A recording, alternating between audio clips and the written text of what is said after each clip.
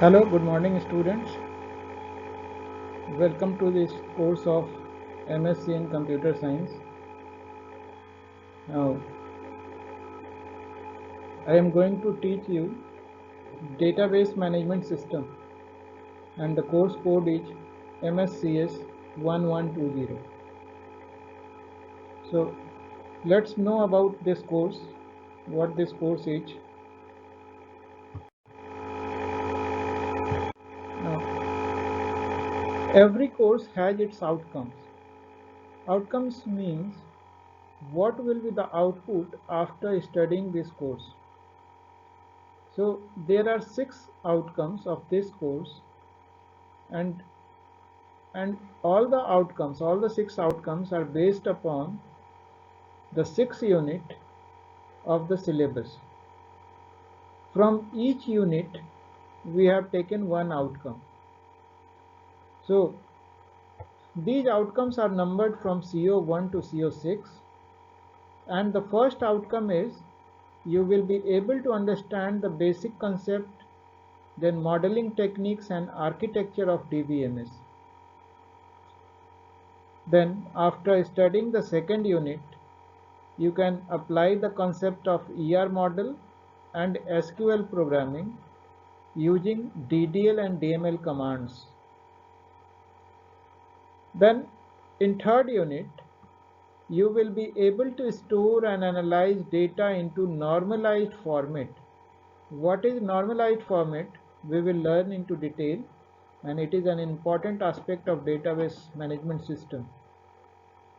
Then in fourth unit, you will learn how to examine the basic concept of transaction processing, recovery, and concurrency control techniques in databases.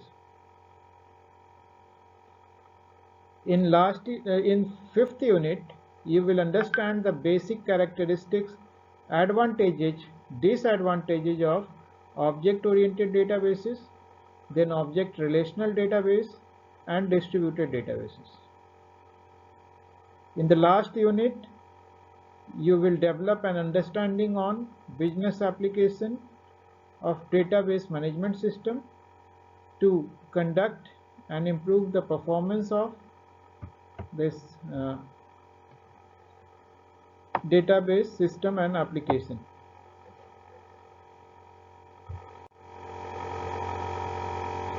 Now this is program outcomes.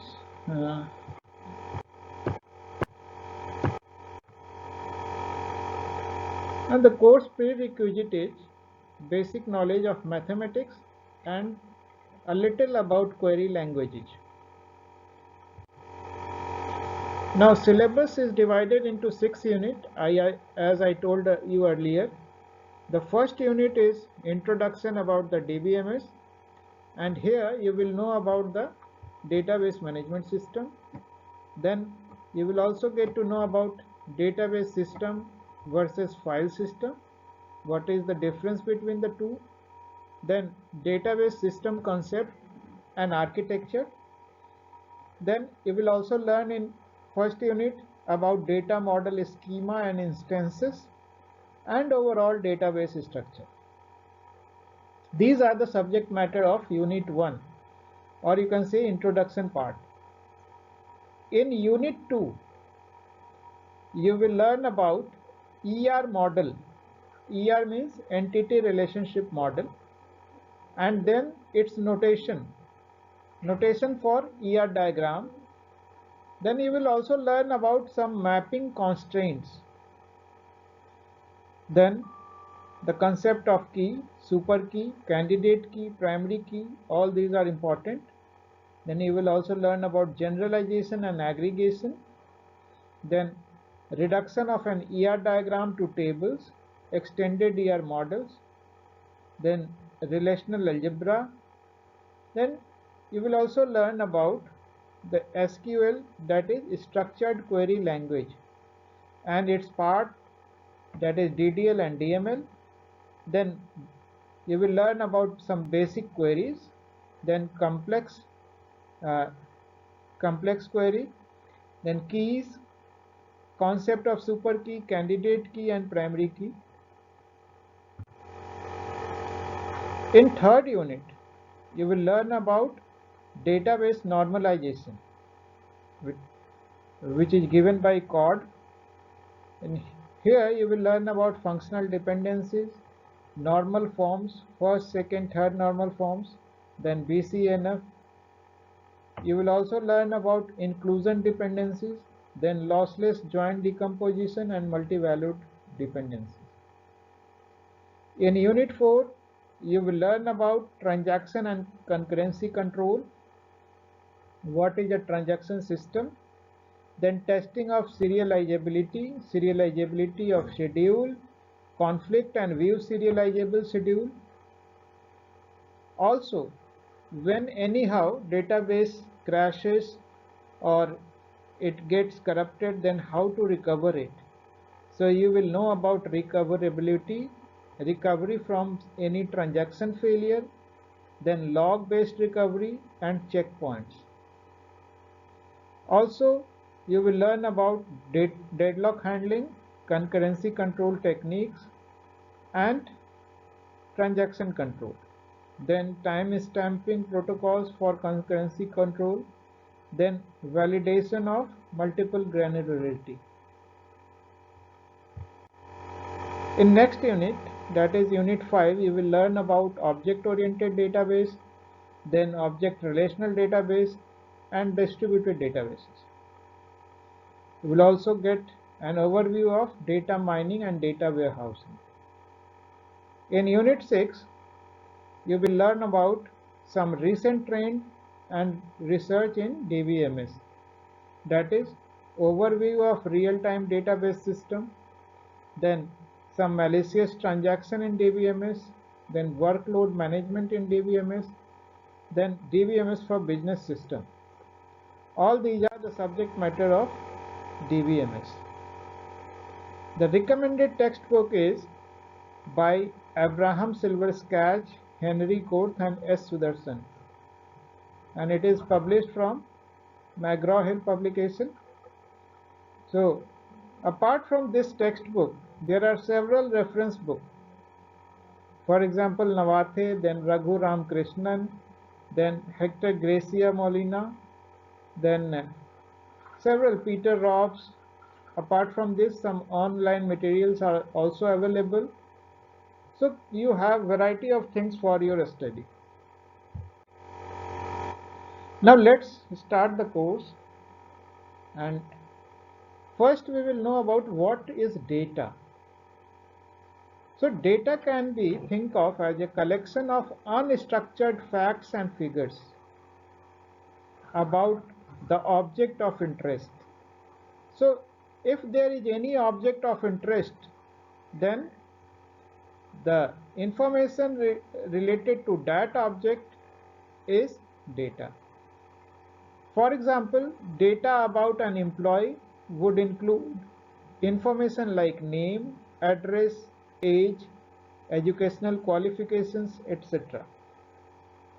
Also, for example, one may be or you may be 5 feet tall, have brown hair and blue eyes. All of this is data. You have brown hair whether this is written down somewhere or not. So everything, every information is data.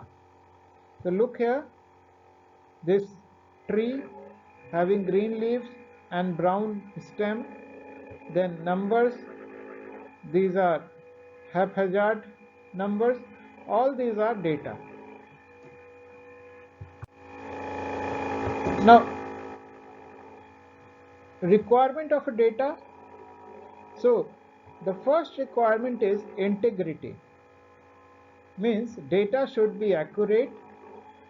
For example, my LinkedIn profile should contain valid country name. It should be accurate. So the first requirement is integrity. Integrity means the data should be accurate. Then availability means one should be able to access LinkedIn and see his data at all times whenever he requires. So it should remain available whenever there is a requirement. Then the third one is security. So data should be secure enough. Means the person who is authorized to see the data, only those person can be able to access the data. For example, only my friends should be able to see my post and no one else. If you post something on social media and you have applied some restriction that only your friends can see, that is a security issue. Then independent of application, data should be independent of any application. So I should be able to access the same data from my Android app as well as from web browser or my laptop. From anywhere you will be able to access the same data. It should not be the application dependent. Means if you are accessing data from Android application, then it is different, and when you are accessing those data from web browser, then it is in different form. No, it should not be. It should be independent of all these applications, and it should be similar in both the cases. Then concurrency. Concurrency means all my friends should be able to see my data at same time. So if I have changed something, then it should be available to all of the friends. Let's move to